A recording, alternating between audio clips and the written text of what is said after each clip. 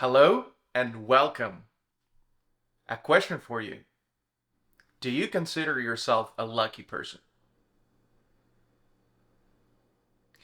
Have you ever given a thought about what luck is to understand it, to see how it operates, how it impacts your life, and how to become luckier? We will attempt to explain it today with all sorts of cool examples like poker, dice, and gumball machines. Let's roll. I would say there are two types of luck: granted luck and gained luck.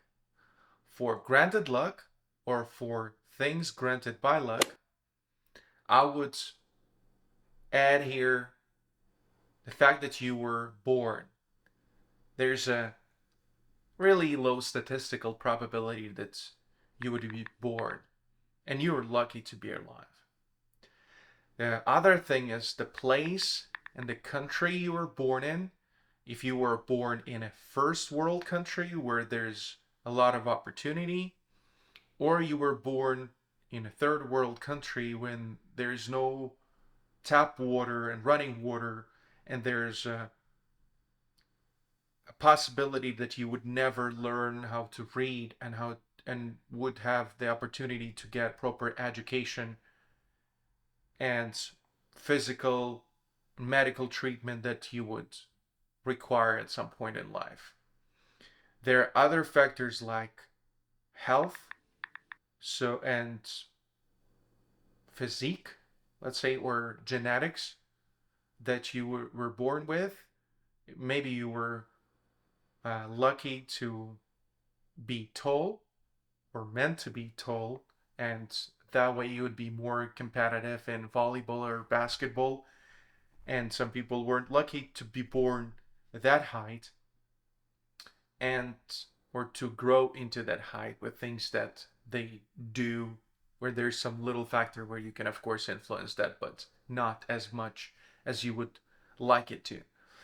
Then there's also culture and society and community that you were born in that greatly influence how you were, how that shapes your life in a way and shapes your personality with time. There's parents that you were born um, with. I mean, the ones that gave you birth, they you might be unlucky to have both parents by the time you were alive or by the time you were conscious to appreciate that fact, or you might be lucky to have good parents that treated you well by the time you grew up and went on your own and started to make your own decisions, or you had relatively tough parents or parents that were treating you not as good as you would expect a parent to treat a kid. Some people were unlucky with that, and there are other factors that I would put in this category. For gained luck, when you become, say, certain age, or you start to make your own choices and decisions and bear the consequences for those decisions, there's an opportunity that opens up for you. And that opportunity is you can increase your luck surface area, or you can become luckier. How would one become luckier? That's something that I've given some thought to. And you would become luckier by growing, by learning new skills, by, let's say, new things, by going outside of your comfort zone, by getting a ton of feedback and those other things that would make you luckier or increase your luck in life. And good example that I've seen in the past that is pretty popular, I think many people know about it, is the poker players, right? So good poker players are not the ones that were lucky with the hand that they've been dealt, with the cards they were given. Those are the ones that know what to do with the cards they've dealt. So they acquired the skill to play and knowledge to play with the cards that they have been given. They're not lucky every time that they're getting all aces and all, you know, flash royale and all those wonderful things. They just know their opponent. They learn psychology and face expressions and maybe some reactions. They learn mathematical and probabilities and statistics and all those things, and then they're all sorts of skills that would go into becoming great poker player. So the cards that you've been dealt is the things that you were granted, and then the skill that you gained is what you play with, and therefore increase your probability of winning. Or the same goes with the game of life. You increase your probability of attracting more luck or getting more by doing those positive things, by moving towards positive directions, by setting goals and doing the exercise and going to the gym and eating healthy and making conscious choices to improve your life, learning, doing practical exercises and deliberate practice.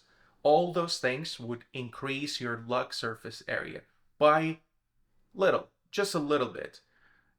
But unfortunately, there is a little component about life that could be explained, I would say, through two concepts of probability and possibility.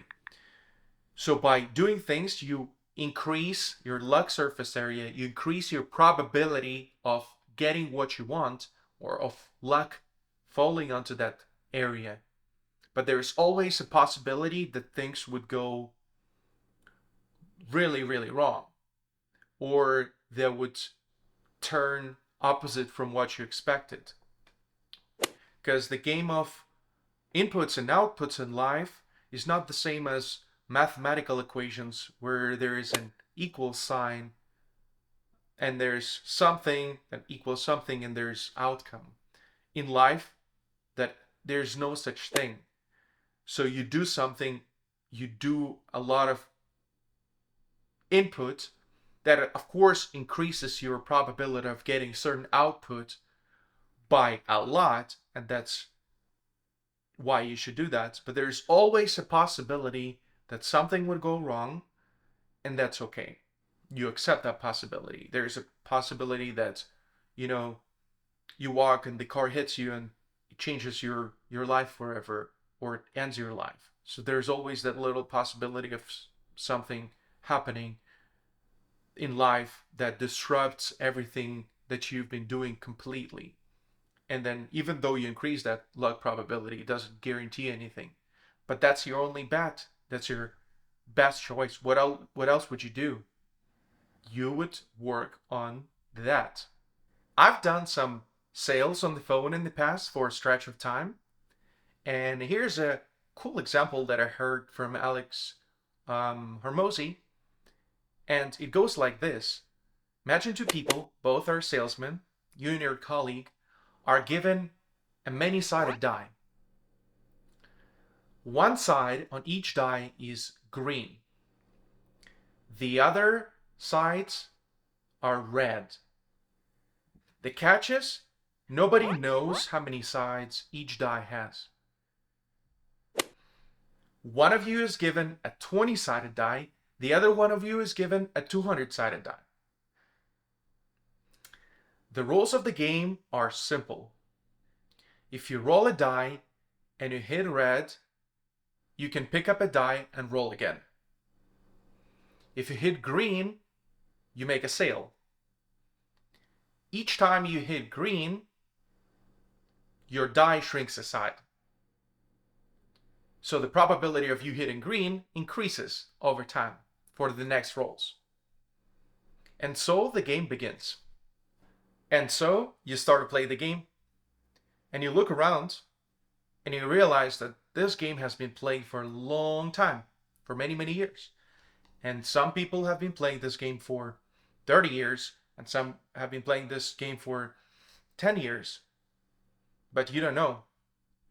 The only thing that you see is the correlation of green drops comparing to red drops for today, or last week, or last month, for a very short time. And then you judge the person by that, by those drops, by those outcomes. And you say, oh, this person is lucky. Oh, this person is not lucky. Oh, this person is this, and I'm not lucky, and whatever. So the size of the die is your inborn talents and your proclivities and things you were given, you know, at birth or after shortly. And there's also luck, and there's knowledge and experience and amount of deliberate practice that you've taken. But you don't know if that person started with 5,000 sides and that person has started with 20-sided die. You just don't know. You judge by what you see, by the drops that they've made, today. That's it. That's how we judge people. The point is that you're comparing yourself to other people's current drops. They're really independent from your drops. It doesn't matter what they roll. You roll your own game. The name of the game is to keep rolling. Your success is predicated on your ability to hit red, pick up a die, and roll again. That is taking action again. But back to that example with you and your colleague. So you keep rolling, and your colleague keeps rolling, and he rolls the dice, and he hits red, and then he hits red again, and he gets frustrated, and he sees you hitting green, and he gets even more frustrated. The truth is that it might have been luck, even though we're calling on the same list of people. It's just the person that he called was busy at a time or had a bad mood, a fight, whatever, with his wife, whatnot. And I was lucky at the time to call the person who was in a great mood and was ready to just give money away and made a sale, even though there was no skill involved on my end. It was just pure luck. And then every time I hit green, let's say my coworker gets frustrated. And then he quits. The thing is that the roles of your colleague and your roles are independent of one another. It doesn't matter what other person rolls. They're absolutely playing their own game. And that's basically the point. The point is to keep rolling, the dice. And that your colleague actually had a 20-sided die and you had a 200-sided die in the end of the day.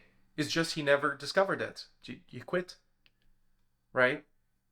So the point is to keep rolling the die. Your success is predicated on your ability to pick up the die. If you get a red, and pick up the die and roll again and keep rolling. What else you got? That's the only thing. You keep rolling the die. And then you see another colleague of yours who is more experienced. You don't know how long they've been doing it. You don't know how good they were, how outspoken, how great they were talking to people and do sales naturally, and how much of it was an acquired skill. But you see that person's drops and you're like, whoa, that looks great. There's like green, green, green, red, green, red, those things. And you look at your drops and they're like all red, and then you quit.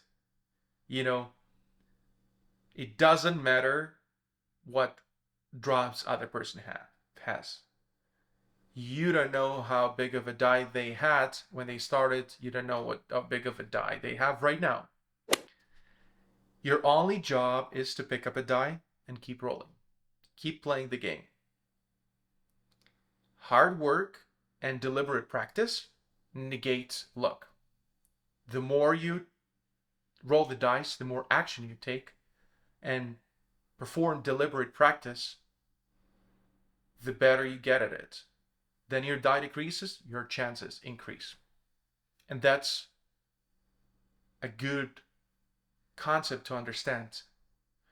At least in this little world of sales, it's not the whole life, it's just this little example of sales, little domain in life, if you may.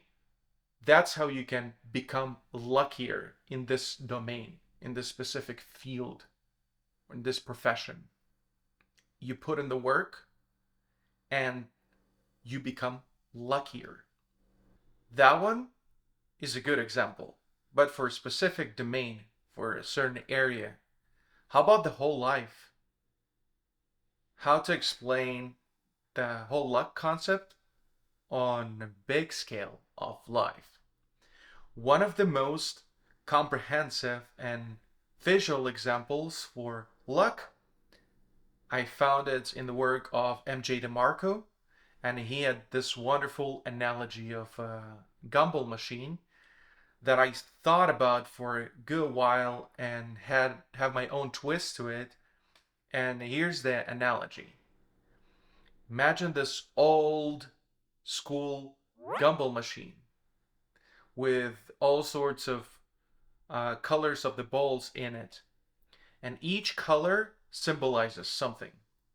So the golden gumballs those are big fortunes, big lucky breaks. Those are huge wins and success. Then there are red ones. Those are big misfortunes or big bad things that happen in your life. Major things like losing a job or big economic crisis that wasn't expected or a death of someone close to you. Then there are yellow balls that is basically small wins or small lucky breaks. Then there are gray ones that is small losses or misfortunes. Then black ones are death. Then there is white ones. They don't mean anything. They don't carry any significance or any feedback to them or any meaning. And there are orange ones.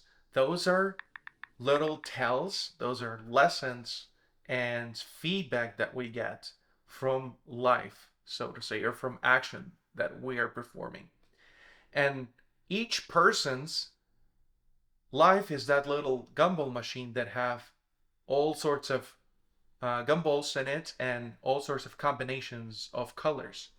Of course, in most people's lives, most of the balls are orange and white, with occasional red, yellow, and gray, and sometimes a few gold ones, if at all. So that is the concept. Now, back to the concept of granted luck and gained luck. Now imagine two of those gumball machines. On the left side, there's a gumball machine with uncontrollable stuff. Those are the things that you were given at birth. Those are some major economic crises and geographical and natural disasters, and those are health issues that you have but you cannot control. Those are the things that you have gotten some treatment that you've gotten before you became conscious of your own decision and start making your choices. So basically, those are the things that you do not have any control over or have barely any control over. That would be the things on that side of things. And this one has the controllable stuff, things that you can influence on this side. And then imagine a funnel that both of those gumball machines drop the balls into. And at the bottom of this funnel is a hole. And at the bottom of it, there's you, your life. Okay, so back to the uncontrollable stuff, right? This one, this container for this machine is locked and it's unseen. You don't know how many balls are there. You don't know what colors of the balls are there, what consistencies of them there are, and how frequent and big the drops are, and whether it changes over time during your lifetime. Maybe the consistency change in colors and everything. You don't know anything of that. It doesn't have a handle. You cannot crank it. It just drops the ball as it is with some unknown frequencies, right? That is one on this side. And here on the right, there's controllable stuff, the gained luck. So this machine has, good news for us, an open lid, and it has a handle that you can crank and get some drops. There are different factors that influence what color of the balls that are going in there. And those factors are your mindset and the beliefs you have. You might have some limiting beliefs that would give you negative drops, or some good positive beliefs that would give you different um, tone of the drop or different color of the drop. Then there are some values of yours. There are attitudes and assumptions that you take towards things. There are decisions that you make. Those are thoughts and thinking processes, and also biases that you have that also decide the color that you would be putting inside of your jar, inside of your container. There are things that you've learned and the ones that you learn, and there are people that you choose to hang out with, among other things. So those factors, combination of those with action, decide what color of the gumball goes inside of this machine. And of course, cranking it or spinning it, turning the handle, is putting a consistent action in it.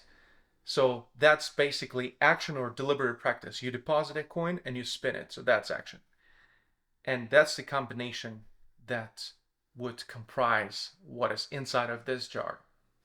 And by doing a positive action, like learning a new skill, or venturing outside of your comfort zone, or practicing something deliberately for a long period of time, or eating healthy, or exercising, or doing any sort of activity that would bring you closer to your goal, that little action, that behavior puts more positive drops or inside of your jar, puts more yellow balls, puts some good orange balls in there, and sometimes even golden ones.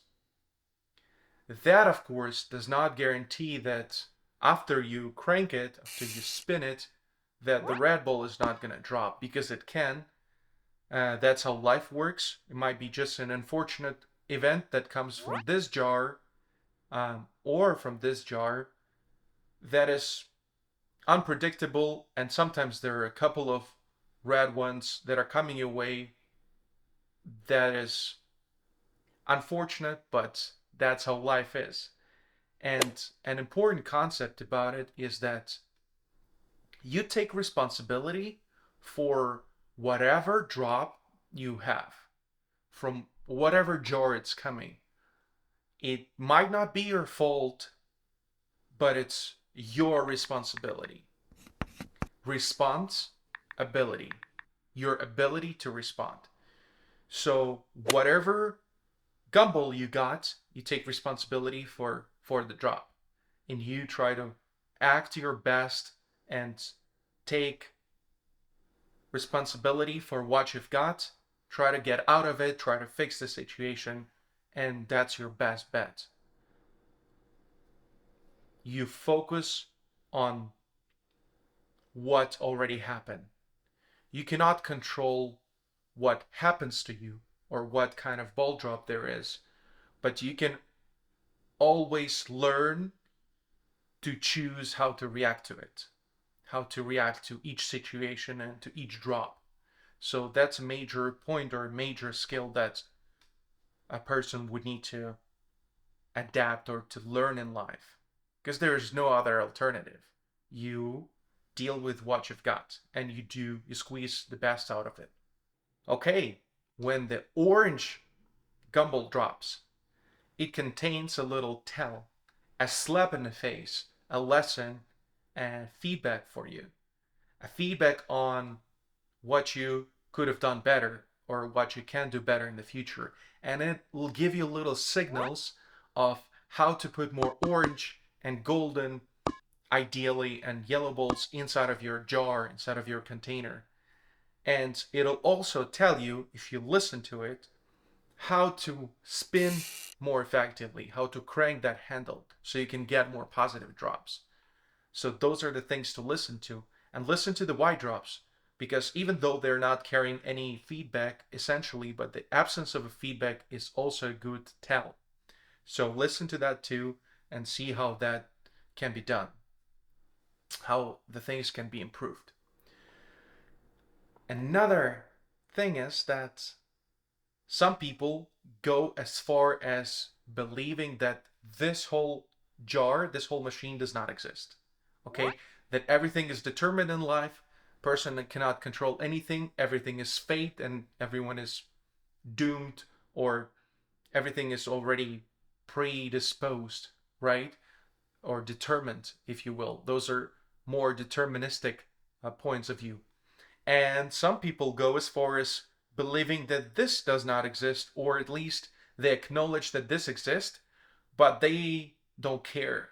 They pretend or they live as if this one does not exist because it's not useful, thinking that it does or believing that it does influence, because it doesn't matter. It's outside of your control. Why would you ever even focus on it? So you focus or all your effort onto this jar, and that's more of a free will type of thinking. And there are all sorts of combinations of attitudes and paradigms from each and one of those, let's say, schools or approaches, right? Or ways of thinking that different people approach the life concept or the lab concept in that sense. So, considering or assuming that both are valid or both exist, what is your best bet? Your best bet, of course, is to put more positive colors in, or to try to do so, and to take action, which is deposit a coin, making a commitment. In this case, is a financial commitment in analogy of a coin, but you actually uh, doing it with your time, and then spinning the thing or cranking the handle, which is taking action. That is your best bet. There is no other alternative to it. Well, the alternative is to cry about it and complain about everything and think how things are unfair, but that doesn't lead you anywhere. So that would be your best bet. And it is important that you do both things, that you put the balls in and then you crank it. Because if you just crank it, if you're just taking action, of course it's better than just having beliefs and learning the theory. But if you just spinning the thing, you're just repeating the same action over and over again, maybe learning something, hopefully in the process, but really not, because you're not taking the theoretical part into consideration. It's just your your goal is to dig a big hole and you're doing it with a spoon. You still have to have the right beliefs, because if you have wrong beliefs or wrong attitudes towards something, or you don't learn enough things and you just taking action, you're ending up nowhere, or it'll take you forever. It'll take you a whole lifetime to get there, and lifetime is short. And then The other opposite is also scary. If you just adding your positive balls in, or hopefully positive, that's just putting a lot of theory and good beliefs in place and everything, but you never take action, you're not getting anywhere. You're just doing the armchair philosophy, right? You're doing you're having paralysis by analysis, and you're never taking anything seriously. You're not undertaking any projects. So your best bet is to put those things in, put the good positive balls in, and crank the handle. And I hope you guys enjoyed this video, and see you in the next one. Cheers.